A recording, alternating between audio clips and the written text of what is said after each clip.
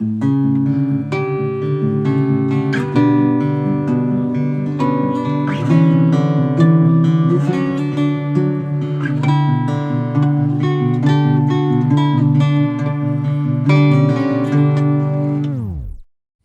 up, guys? Welcome back to the Vine and Branches podcast. We're hoping you're having a great day, and if not, hopefully we can make it a little bit better. Today we will be digging back into chapter 11. We read about halfway through it. We'll be picking up here in verse 38 here in a second. Let's recap real quick what we kind of learned last time. So what happened was we have this guy named Lazarus, and it's a dear friend of Jesus, and he dies. And Jesus is told about this death, and he goes to the tomb, and we see him weep, and we see the people asking him, well, if he can heal blind eyes, then can't he raise this guy from the grave? And so we kind of end off with Jesus weeping and these people saying, oh, but he has the power to raise him. And so let's dig right in to verse 38. Then Jesus, deeply moved again, came to the tomb. It was a cave, and a stone lay against it. Jesus said, take away the stone. Martha, the sister of the dead man, said to him, Lord, by this time there will be an odor, for he has been dead 4 days. Jesus said to her, did I not tell you that if you believed, you would see the glory of God?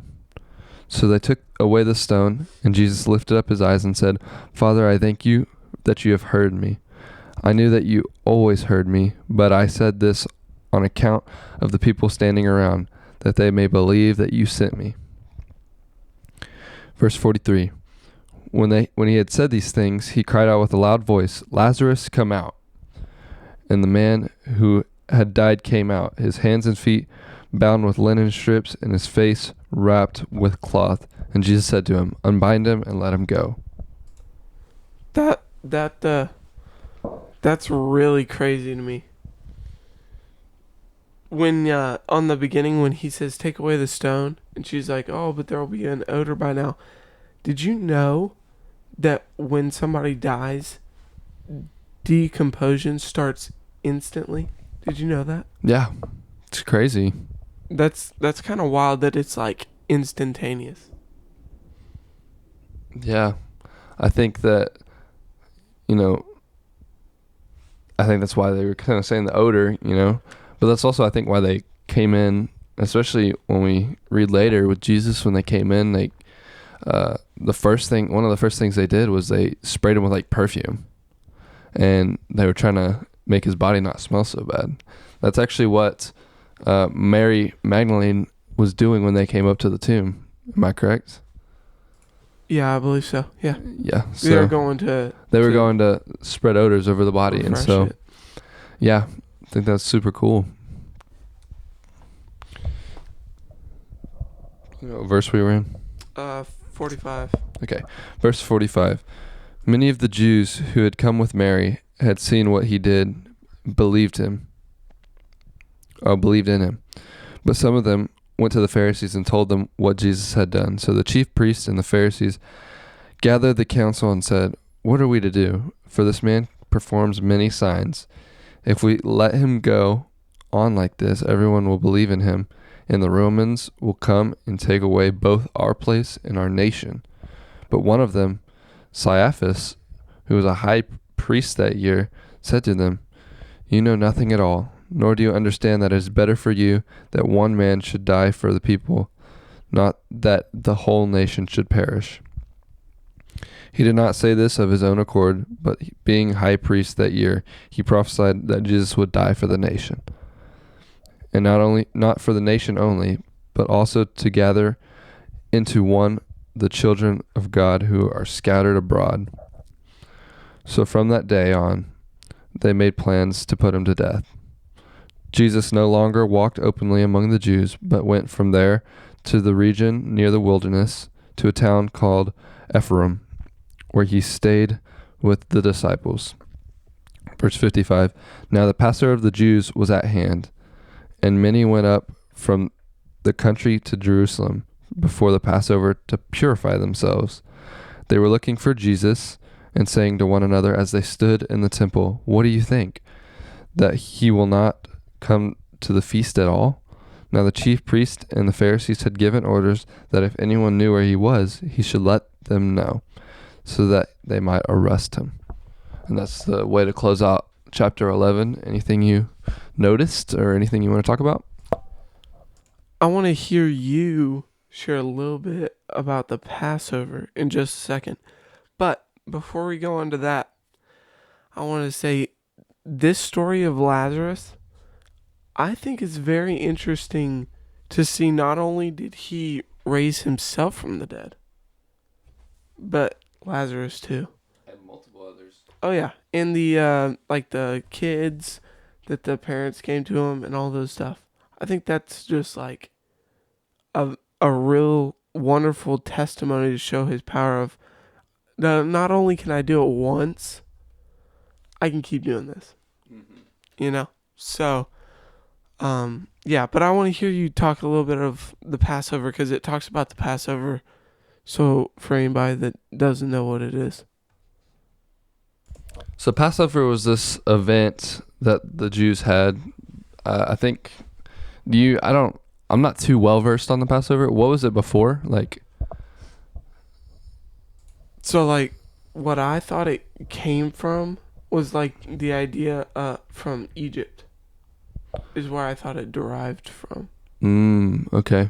Yeah, so basically the Passover was this big feast among all the Jews, and what happened was all these Jews would basically just be like partying, and they were having a good time, I believe. And I can't remember what event it was before. I think it was something pretty special, but anyways, they would do this Passover, and then as we see in the text in chapter 11, at this Passover, this specific Passover, I believe they have it every year. And so at this specific one, Jesus, the Pharisees are starting to plot against Jesus and plot to kill him. And what I thought was interesting, actually, about the text that we just read was the part where the Pharisee or the high priest says it's better that one would die for a nation than the nation would die for itself, or that the nation would be torn apart or whatever.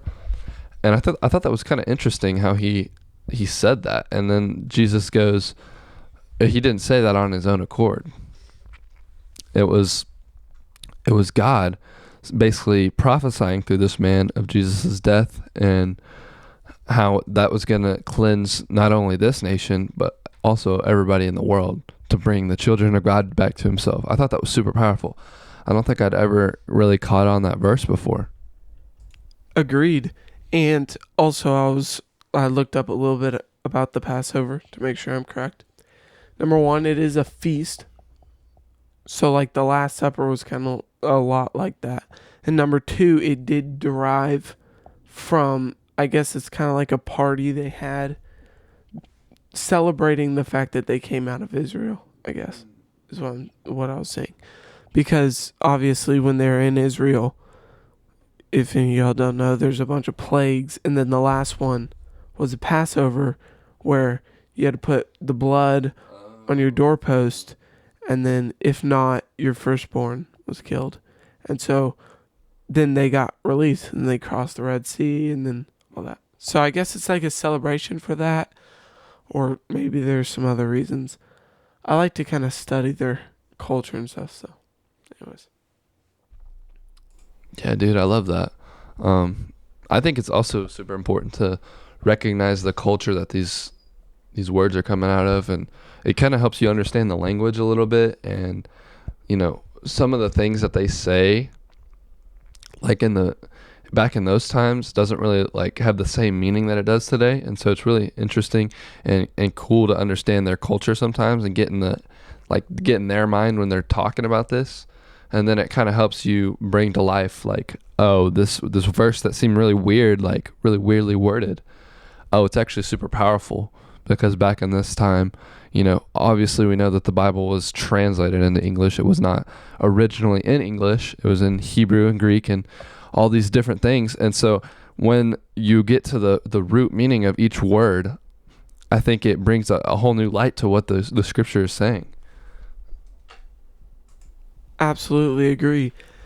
I had written this paper recently, and I had a dude go through, and he had read it, and he was writing, like, what do you call it? It's like examples or little marks of places of to go deeper in, or examples. He was a judge. He was a judge on my paper, and he went through and he was marking every time I wrote about love, and marking what type of love that would translate back to. Because in the original Greek, there's multiple types of love words like agape, and then there's different ones for, like, I think one's like eros and different things for different types of love, like God's love or some other kind of love. And I kind of want to keep on that kind of track of thinking with the different types of loves that they use in the Hebrew and Greek language. The root meaning of them, Jesus Christ is the only human to ever acted out agape love perfectly. And I think it's kind of why I follow him a lot of the times, is because it's the only kind of love, the only kind of agape love that I've ever experienced and probably will ever experience. And so, I follow this man, and I love him so much because he loved me first, and he gave his life for me. And in its essence is agape love. I mean, he has a love for me with no strings attached. Literally don't deserve a dime of what he gives me, and yet he gives it to me willingly. Like, how great is that? How loving is that?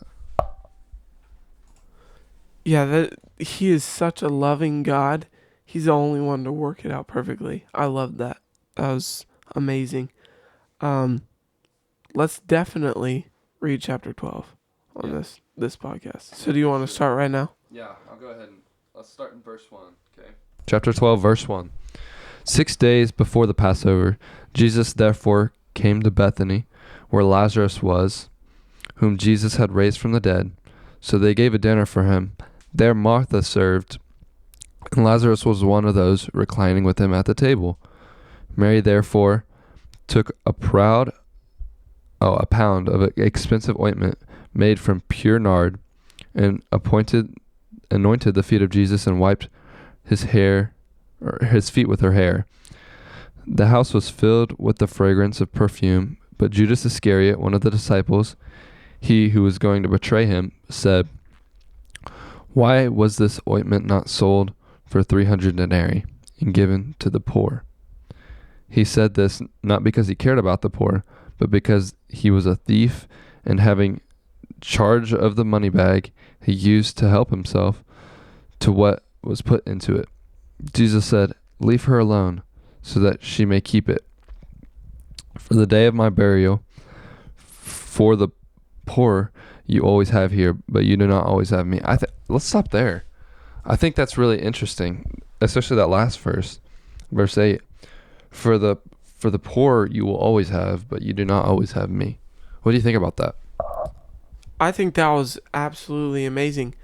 I loved the way in that verse it goes through that she poured the anointment on his feet, and then she wiped it with her hair. I'm not gonna lie, maybe back in that day it was less of a deal. In today's world, that's a huge deal. Like, I think even back then that was a deal to say, "Well, I'm humbling myself before you." Does that make sense? So, like, it's like almost like she's stepping down and wiping his feet with her hair. Yeah, and let me remind you that back in that time, they all just walked around in basically flip-flops. And so their feet were really nasty, and they had to travel everywhere by foot or by on like animals or whatever. And so their feet was the most unclean part of the body, and yet you're going to wipe my feet with your hair. And so it's like just this, almost to me, it's this sign of respect and sign of gratitude. And I also want to go right there into the idea of Judas, when he's asking these questions. And I think we were just talking about him the other night in a car about his decision making and stuff. And in this, it shows when he asks this question, like sometimes you're like, oh, okay, that's a decent question. Why don't you give it to the poor? But then it goes to say he wasn't really asking for that. He had evil intentions behind it. And I think that's interesting, that even when he can seem like he's doing the right thing, it tells you the evil intentions behind it. What do you think about that? I think that a lot of us do the same thing. I think a lot of the time we try to make ourselves look good. We try to prop ourselves up, and on the inside, like, we're just broken. And so I think that's, I look at Judas, and yes, he betrayed him, and yes, he was like, I'm not going to say he was a terrible person, because I'm a sinner as well. And so who am I to judge? But yes, Judas messed up, and Judas was a sinful person, but aren't we all? And so I kind of look at this as an example, and I'm like, well, if God is literally telling us through his word that Judas was doing good things, but with a bad intention of the heart, then how much does the intention of the heart matter to God? Because it really, I think this kind of looks into the heart of God and what he sees when he looks at us, And so when Judas Iscariot is doing all these good things and all these good works, and he's asking this great question of, oh, why don't we just give this perfume to the poor? Jesus is like, yes, great thing to give to the poor, but you're doing it with the wrong intention of heart. And he doesn't tell us that, but he tells the reader that. He doesn't tell Judas that. And so he's looking at the intention of the heart. And I think that's so important, that we humble our heart, and our heart posture is always towards God and a way of blessing him. Agreed, 100%. And we are looking at the end of when Judas sells out Jesus. And in that time, a lot of people are like, well, he sold out Jesus, blah, blah, blah. But it's very interesting that when you read it, it says that that Satan came into him. And so it doesn't clarify when he came out. And we were talking about whether when he comes out, Judas feels grief, and that's why he goes and he kills himself, or if it's because Satan literally makes him go kill himself, or if there's a lot of different ways it could go. But it's interesting to see that happen right there, that it wasn't necessarily, oh, he just went and sold out Jesus. The Satan actually came into him at the Last Supper. So yeah, super interesting, and something we'll have to dig into here a little later when we get to the Last Supper. But let's continue. Verse 9. When the large crowd of the Jews learned that Jesus was there, they came not only on account of him, but also to see Lazarus, whom he had raised from the dead.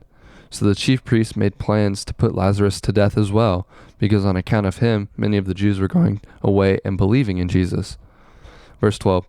The next day, the large crowd that had come to the feast heard that Jesus was coming to Jerusalem. So they took branches of palm leaves and went out to meet him, crying, Hosanna, blessed is he who comes in the name of the Lord, even the King of Israel.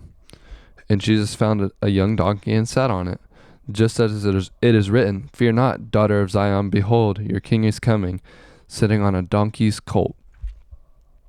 Verse 16, his disciples did not understand these things at first, but when Jesus was glorified, then they remembered that these things had been written about him and had been done to him. The crowd that had been with him when he called Lazarus out of the tomb and raised him from the dead continued to bear witness. The reason why the crowd went to meet him was because they heard he had done this sign. So the Pharisees said to one another, You see that you are gaining nothing. Look, the world has gone after him. I wanted to talk about the fact right there that they were so eager to make sure that the people didn't believe in him. I think that's so strange to me. Like, I do understand that they didn't believe in him, and that we're not following and seeing his example and going, oh, literally he is who he says he is. But not only were they not trusting in him, they go, "Oh, he's doing this and he's making other people believe. We got to stop it." I think that's just crazy. Why would you stop it? Why is it not so evident right in front of you? What do you think about that? Yeah, I kind of, and some of this is just me uh, being like looking towards the future and kind of wondering what that's going to be like. But part of me thinks that this is how it's going to be in the end times too. Is there's going to be, we know that there's going to be a one world government, and these Pharisees in this passage of scripture are kind of acting like that one world government where it's like, yes, this guy thinks he knows something about Jesus. Okay, let's go behead him because he's going to influence others. And so under this one world government and one world religion, I feel like that's kind of what it's going to be like, where it's like, if you even get a word in about this guy named Jesus, like, you're gone. And so I kind of look towards the future and kind of what that will be like. I won't be here for that, so I'm going to be up in heaven, but what do you think? About the end times? Oh, just about your question. Oh, I think literally that they were so oblivious and ready to stand their ground on their pride of I'm right that they were too blind to see the truth. I think it was really pride that brought them so blind that they didn't see that he was Jesus. I think that was the reason that they were just like, no, this is not, he's not who he says he is. He's not this. Even all the miracles he's doing, it has to be fake. I think the real root of all of it was pride for him. Would you say it was pride? Yeah, I think pride is the root of every sin, I think. And so when I think of pride, I think of not only being right, but just like this idea of being better than blank. And so whether that's better than so-and-so or whether that's better than, a specific thing. But I think in this sense, the Pharisees are trying to be better than Jesus out of pride. And so they were saying, all these things, and they were seeing all these great signs and miracles done out of Jesus and out of his power. And they were looking at him and they were like, basically just turning the other way. Like, I don't really know how you can sit there and see somebody raise somebody else from the dead and then not go talk to him and be like, how did you do that? I mean, they're always just like, no, we're going to kill you for that. Like, that's an amazing thing. Like, you do not see that. That's not like something that's regularly done. Like, if Gabe were to go to somebody's funeral and raise him from the dead today, I would go talk to Gabe about that and be like, dude, how did you do that? And then there starts conversation. But it's kind of like the same. I mean, I agree. Like, I think it was all pride in the Pharisees. They were so prideful in what they were doing and their works and their religion that they were in, that they were so blind to see that Jesus was actually this guy that they were waiting on the whole time. And so, yeah, I totally agree. And on that same note, this idea of them thinking, well, he could just be this other Christian and God's working through him, but he claims to be God. And so if he's claiming this, why would God keep encouraging and showing the evidence if he had claimed to? I don't think that just happens. No. Like, if I went and was like, hey, I'm the son of God, and then I try to raise this dude from the dead, I truly don't think God would work through me if I'm claiming to do this. But he did in Jesus, and that's because it's true. So it's like, yeah. Anyways, verse 20, if you want to start. Yeah, for sure. Verse 20.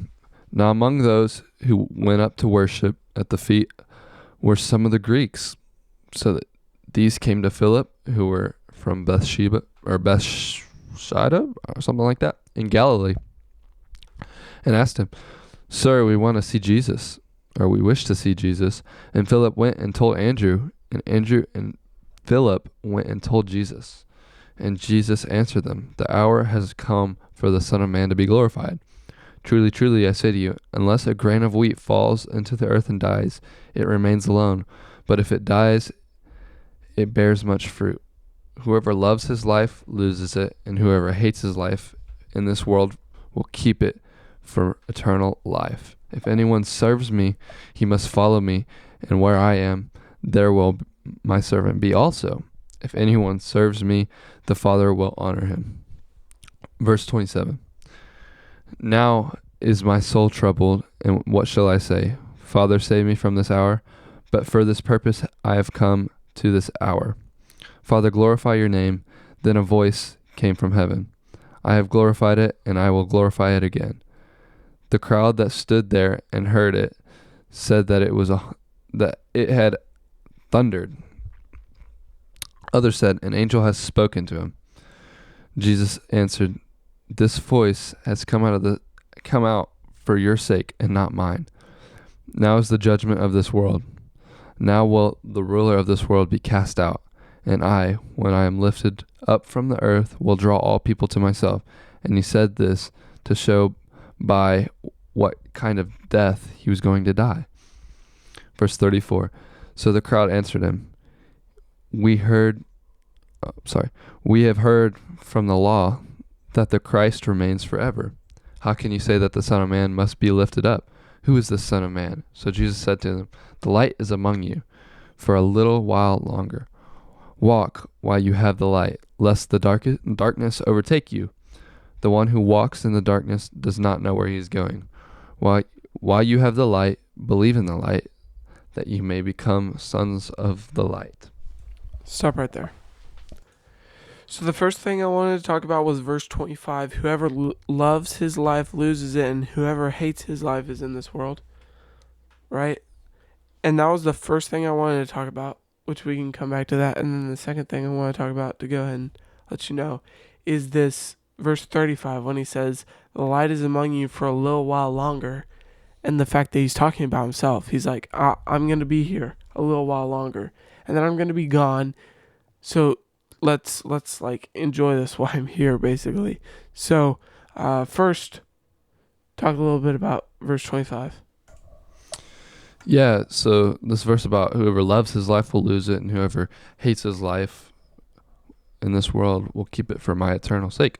And so I love this verse, and I think I see it as,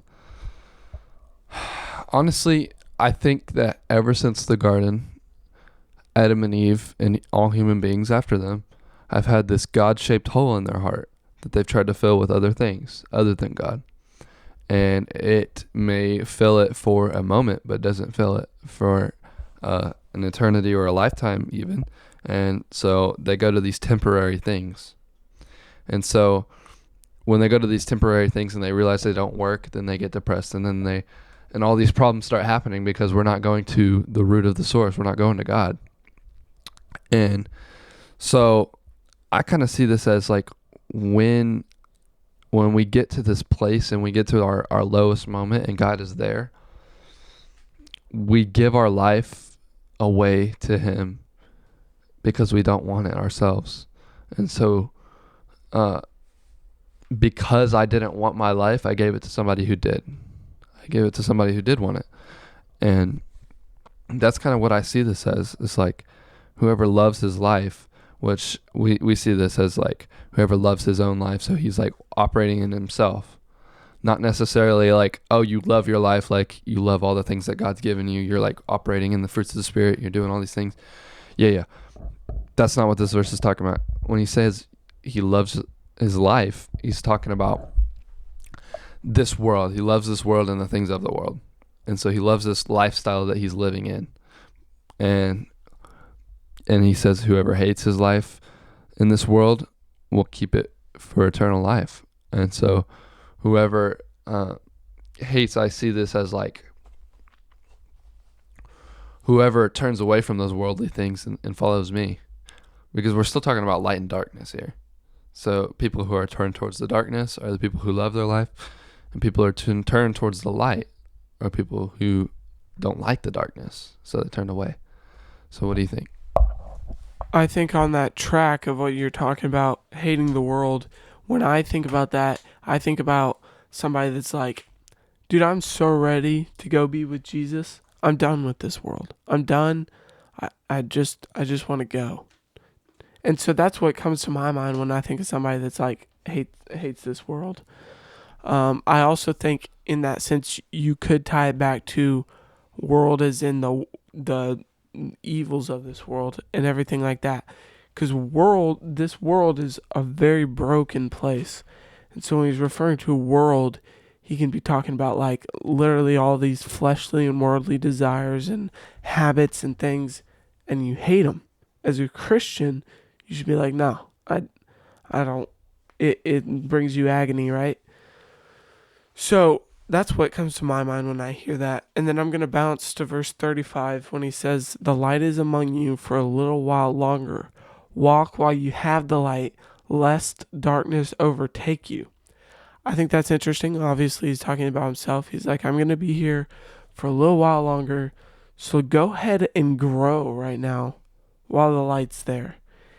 And I was just talking the other day at our homeschool group about, I was sharing some encouragement to people that the statistics show that majority of students and kids that are raised in a Christian household stop going to church and walk away from the faith when they graduate and go to college, or just graduate in general, leave the house. And looking at the statistics, it brings me to show it's like you're there because your parents are have this light and they're leading you, and then when the light's gone, you weren't really growing while it was there. They were shining that light into you, and then it's gone. Oh, now I'm just back, and then you don't go anymore, right? And so I was just encouraging them to not be part of that statistic and go with your own mind of running after him, right? And so when I read that, it kind of brought me that same idea of, well, I'm here right now. Let's go ahead and use it to grow. So what do you think about that verse? Yeah, dude, I love that. I think you hit it spot on, talking about how we got to want a relationship for ourselves. And so I think a lot of that comes down, like that whole statistic, I think a lot of it comes down to, do they have a genuine relationship, and can they feed themselves spiritually? So being able to feed yourself and rely on God for yourself, and not have your parents be like a crutch or something that you know, like not a crutch, but like something that you rely on. Like they are the only ones bringing the relationship of God in your life, then there's a problem. There's a disconnect, because it should be, oh, I'm going straight to Jesus about this. It's like you got to have that direct connection with God. And so I kind of see this as a candle, and he's talking about, I'm this head candle, and I want to be here for a little while longer. While you're here, let me light you as well, because he wants us to be the light after he's gone, right? So that's what I kind of see it as, is like, yes, grow while I'm here, but also let me light your candle. Let me ignite this fire in you so you can go share it to other people, because ultimately that was his last, discharge to us, was you go and make disciples. Amen. I agree. So if you want to start back, we're on the middle of verse 36. Yeah. When Jesus had said these things, he departed and hid himself from them. Though he had done so many signs before them, they still did not believe, so that the word spoken by the prophet Isaiah might be fulfilled. Lord, who has believed what he has heard from us, and to whom has the arm of the Lord been revealed? Therefore they could not believe. For again Isaiah said, he has blinded their eyes, he has hardened their hearts, lest they see with their eyes and understand with their heart and turn, and I would heal them. Isaiah said these things because he saw the glory and spoke of them. Nevertheless, many, even of the authorities, believed in him, but for fear of the Pharisees did not confess it, so that they would not be put out of the synagogue. For they love the glory that comes from man more than the glory that comes from God. Verse 44. And Jesus cries out and says, whoever believes in me believes not in me, but in him who sent me. And whoever sees me, him who sent me. I have come into the world as a light, so that whoever believes in me may not remain in darkness. If anyone hears my words and does not keep them, I do not judge them. For I did not come to judge the world, but to save the world. The one who rejects me and does not receive my words has a judge. The word that I have spoken will judge him on the last day. For I have not spoken of my own authority, but the Father who sent me has given me a commandment, what to say and what to speak. And I know that his commandment is eternal life. What I say, therefore, I say as the Father has told me. And that's how we close out chapter 12. What do you think about that last little passage? Verse that stuck out to me was 43. It says, "For they love the glory that comes from man more than the glory that comes from God." And that was exactly what we were talking about, their pride, of why they won't see it or accept it. And then another verse that stuck out to me is right there at the beginning of 44 and 45, when he's talking about whoever believes in me believes in the Father, basically, and the one who sent me, which is God the Father. And I think that's a really good testimony. Like, you can't just believe in one and not the other, right? If you believe in me, you believe in him. We're one team right here, right? And I think that's beautiful, and I love the way he's so close to calling out his Father, like God the Father, all the time. I love that. So, anyways, what do you have? Yeah, I think it's kind of interesting that even when he's kind of being like ridiculed and these people are not believing and stuff, I find it interesting that in verse 44 it says Jesus cries out. I think it can be easy to skip over that little part, but to me, when I hear Jesus cries out, I'm thinking like this is Jesus like pouring his heart out. This is Jesus like truly caring about these people, truly trying to get them to come and believe in him, and he's just doing this out of a heart of just love. And I think it's easy to skip over that little part in the verse, but I kind of wanted to highlight that and be like, no, Jesus still loves all of these people, and he's wanting every single one of them to come into a relationship with him, and he's wanting all of them to believe in him.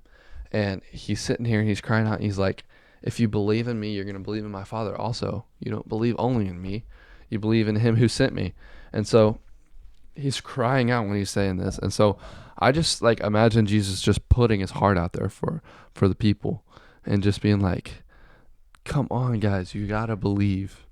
And so that's kind of what I caught. That's what my eye kind of caught. But I thought that was super cool. Okie dokie. Well, I guess, do you have anything else? Because I think I'm pretty well. Yeah, good. I think I'm good. Awesome. All right, guys. We'll see you next time for John chapter 13.